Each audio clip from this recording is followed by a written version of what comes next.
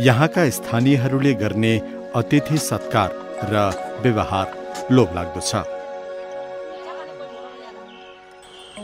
यहाँको माथिल्लो क्षेत्रमा ठूला ठूला घाँसे मैदान अर्थात् पाटनहरू छन्।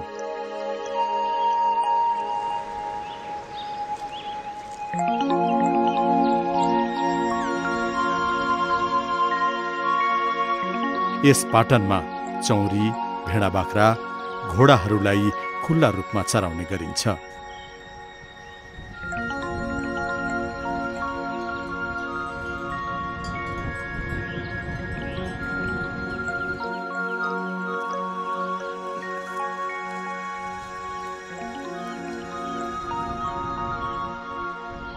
हिमालबाट अविरल बगिरहने सेती नदी, लोकन्ते खोला, थरौनी खोला र गनै गाँड यहाँका मुख्य नदीनालाहरू हुन्।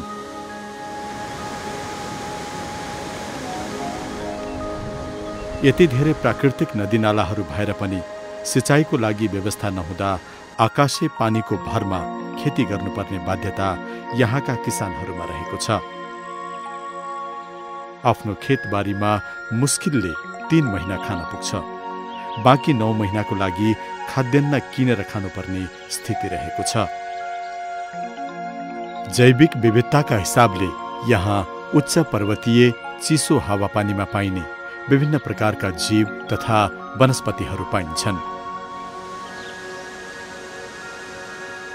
यस क्षेत्रका जनताहरूको मुख्य आय आर्जनको स्रोत भनेको जडीबुटी सङ्कलन तथा पशुपालन नै हो।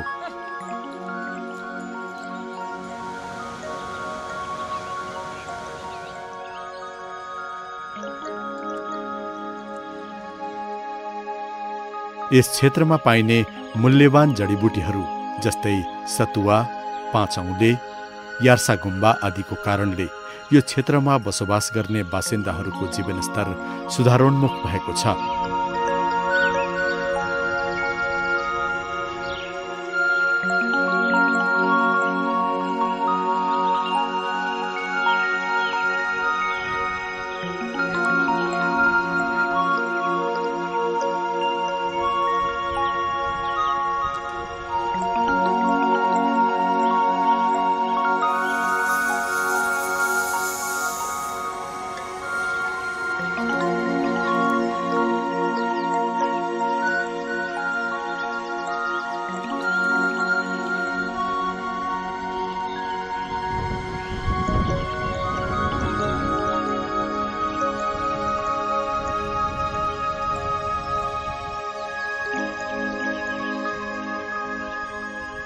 यार्सा गुम्बाको खोजीमा यहाँका हजारौं स्थानीय जनताहरू वर्षेनी हिमाली क्षेत्रका पाटनहरूमा पुग्ने गर्दछन्।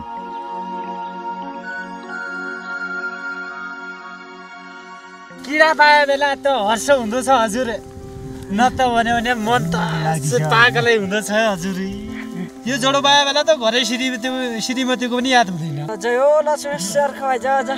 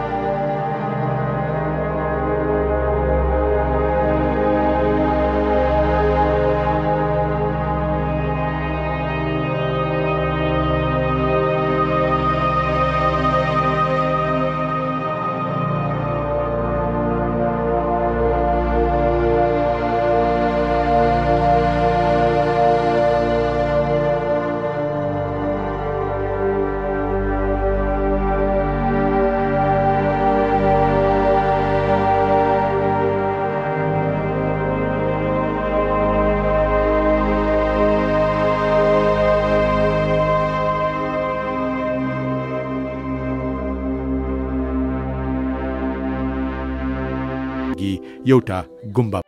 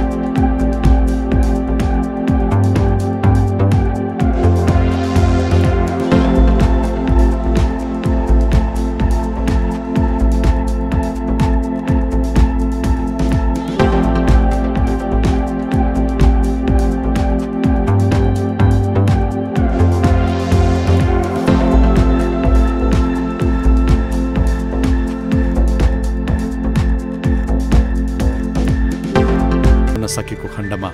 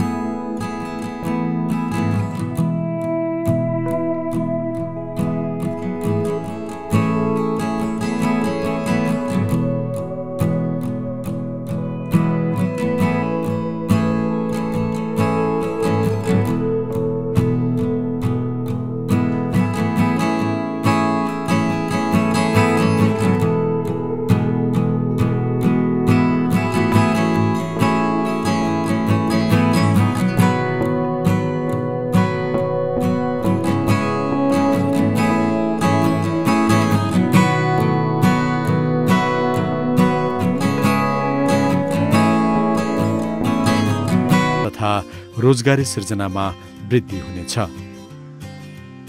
योजना अनुसार त्यसको प्रतिफल प्राप्तिको लागि इच्छा शक्तिको विकास गर्न आवश्यक रहेको देखिन्छ। अनि मात्र हामीले चाहेको विकास सम्भव हुनेमा विश्वास राख्न सकिन्छ।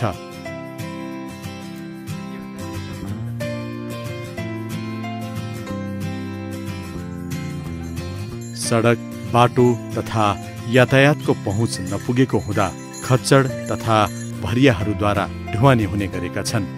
त्यसैले गर्दा यहाँ सामानहरूको मूल्य अत्यधिक महँगो पर्न जान्छ।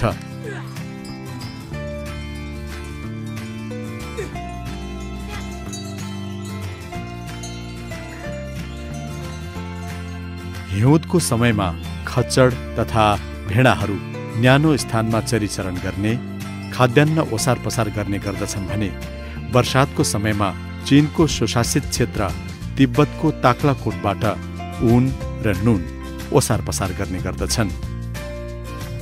सामानहरूको खरिद बिक्रीका लागि छिमेकी गाउँ तालकोट वा सदरमुकाममा भर पर्नुपर्दछ। स्थानीय बजार नहुँदा भेडा बाख्रा बिक्री तथा वितरणका लागि छिमेकी जिल्लाका साथै कास्की जिल्लाको पोखरासम्म जानुपर्ने बाध्यता रहेको छ।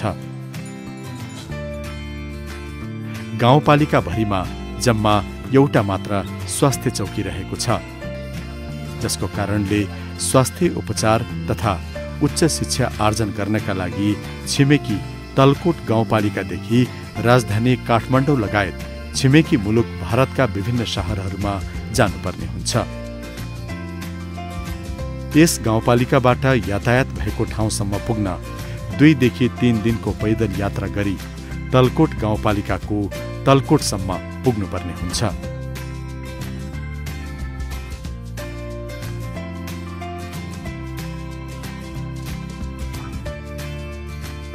यार्सा गुम्बा लगायत विभिन्न जडीबुटीको सङ्कलन गरी बिक्री वितरणका लागि चीनको स्वशासित क्षेत्र ताक्लाकोटसम्मको यात्रा तय गर्ने गर्दछन्।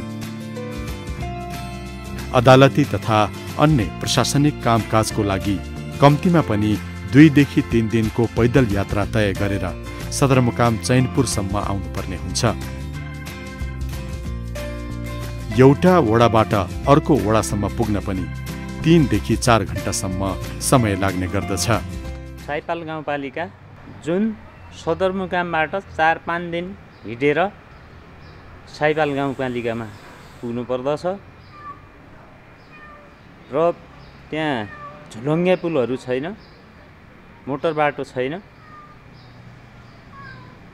जस्तै नेपाल भनेको कृषि प्रधान देश हो, त्यहाँको कृषकहरूले 12 महिना काम गरेर 2-4 महिना मात्र खान पुग्दछ। शिक्षाको हिसाबले एकदमै पछाडि परिएको, त्यहाँ एउटा उच्च मावि विद्यालय पनि छैन, पढ्नको लागि बाहिर जानुपर्दछ। खाद्य डिपोको नुन जुन 9 रुपियाँमा पाउँछ, जस्तै यो एउटा नयाँ कुरा नौलो कुरा पनि लाग्न सक्छ, त्यहाँ 150 देखि 200 सम्म किनेर खानुपर्दछ। अर्को कुरा, त्यहाँको एउटा कुनै खाने पानी त्यस्तो व्यवस्थित तरिकाको छैन। त्यसैले हामीले यो साइपाल गाउँपालिकाले केही यो 20 वर्ष पछिको एउटा जनप्रतिनिधिको कारणले अहिले साइपाल गाउँपालिकाले केही हामीले यो अस्थायी खाद्य डिपोको हिसाबले केही जनताहरूका समस्या र पीरमर्काहरू केही समस्या अगाडि बढाएका छौँ। अर्को कुरा, यो जुन 150-200 रुपियाँमा नुन किनेर खानु पर्दथ्यो, त्यो अहिले अस्थायी डिपो राखेर 9 रुपियाँमा खान पाएका छन्। विद्यालयको हिसाबमा एउटा निजी मावि मात्र 2टा भएको कारणले पहिले शिक्षकलाई चन्दा उठाएर शिक्षकलाई तलब खुवाउनु पर्दथ्यो। त्यो केही हाम्रो त्यहाँको जडीबुटी र यार्सा सङ्कलन कर त्यस्तो किसिमको केही त्यहाँको गाउँपालिकाको आय स्रोतबाट हामीले अहिले गाउँपालिकाको जुन त्यहाँ शिक्षकलाई हामीले तलब खुवाएका छौँ। स्थानीय सरकारले त्यहाँको जुनसुकै पनि अब सडक पूर्वाधारहरू बाटोघाटो लगायत त्यहाँको जुन एउटा जडीबुटी यार्सा गुम्बा, सतुवा, हाँडे लसुन जस्ता थुप्रै त्यो साइपाल गाउँपालिकाको एउटा त्यो चीनको तिब्बत क्षेत्रको सोसाइटी क्षेत्रको नजिक भएको कारणले जुन त्यहाँको एउटा चोरी पैठारी हुने हुँदा त्यसैले त्यो जुन जडीबुटी त्यहाँको यो नेपालमै हामीले प्रशोधन केन्द्र बनाएर यो गाउँपालिकाको एउटा क्षेत्र अधिकार बाहिर भएको हुँदा यो प्रदेश सरकार र केन्द्र सरकारले के कसरी हुन्छ त्यो साइपाल गाउँपालिकाको जडीबुटी जलस्रोत त्यहाँका तालतलैया हिमाल परिचालन नभएका के कसरी प्रदेश र केन्द्र सरकारले त्यहाँको विकास त्यहाँको भौगोलिक विकटताको कारणले त्यहाँको कसरी परिवर्तन गर्नुपर्दछ यो प्रदेश सरकार र मुख्य केन्द्र सरकारले ध्यान जाओस्। सञ्चार क्षेत्रले ठूलो फड्को मारेको आजको युगमा पनि यो गाउँपालिका सञ्चारविहीन अवस्थामा छ। सञ्चार सम्पर्क गर्नु परेमा यस गाउँपालिकाका जनताहरू घरबाट 1-2 घण्टाको पैदल यात्रा गरी उच्च डाँडामा चढ्नुपर्ने हुन्छ। जिल्लाबाट धेरै टाढा रहेको गाउँपालिका, यातायात क्षेत्रबाट पनि वञ्चित रहेको गाउँपालिका, यहाँ कुनै सञ्चार पनि नभएको अवस्था। त्यही भएर हामीले यहाँको यो साइपाल गाउँपालिकाको विकासमा हामी एकदम लागिरहेका छौँ। तैपनि हामीले सोचे जति हाम्रो विकट क्षेत्र भएको कारणले हामीले सोचे जति 1 वर्षको हाम्रो योजना थियो, यो साइपाल गाउँपालिकालाई 1 वर्षभित्र कस्तो बनाउने भन्ने जुन हाम्रो योजना थियो, हामी त्यो लक्ष्यमा पुग्नु सफल भएनौँ। तैपनि हामी लागिरहेका छौँ। हामी पक्कै पनि सडक र सञ्चार हाम्रो 5 वर्ष कार्यकालभित्र नै हामीले पुर्याउने भन्ने हाम्रो रणनीति छ। र यो साइपाल गाउँपालिका एकदमै पर्यटकीय क्षेत्र र विभिन्न सुन्दरताले भरिपूर्ण गाउँपालिका पनि हो। योभन्दा अगाडिका दिनहरूमा कुनै प्रचार गर्न सकेका थिएनौँ। त्यही भएर हाम्रो यो साइपाल गाउँपालिका एकदम राज्यको दृश्यबाट पनि पछाडि परेको गाउँपालिका हो। अब हामी यो 2074 को निर्वाचनपछि हामी प्रतिनिधि भइसकेपछि हामीले यो साइपाल गाउँपालिकालाई चिनाउन, यो साइपाल गाउँपालिकालाई परिचित गर्न हामीले लाग्नुपर्छ भन्ने भावनाका साथ हामी खटिरहेका छौँ। र यो साइपाल गाउँपालिकालाई अब कसरी पर्यटकीय क्षेत्र बनाउने भन्ने हामीले एकदम गहिरो सोचाइमा परेका छौँ। शिक्षा, स्वास्थ्य, स्वच्छ खानेपानी, यातायात, खाद्यान्न आदि क्षेत्रमा पनि निकै पछाडि परेको साइपाल गाउँपालिकाको आर्थिक, पर्यटकीय र विकासका प्रचुर सम्भावनाहरू भने जीवित नै छन्। अब यो साइपाल गाउँपालिकामा भएका जो पर्यटनका सम्भाव्यता र पर्यटन बोकेका महत्त्वपूर्ण पर्यटन भएका गौरवका स्थानहरू छन् ती अहिलेसम्म प्रसार हुन नसकेको अवस्था छ।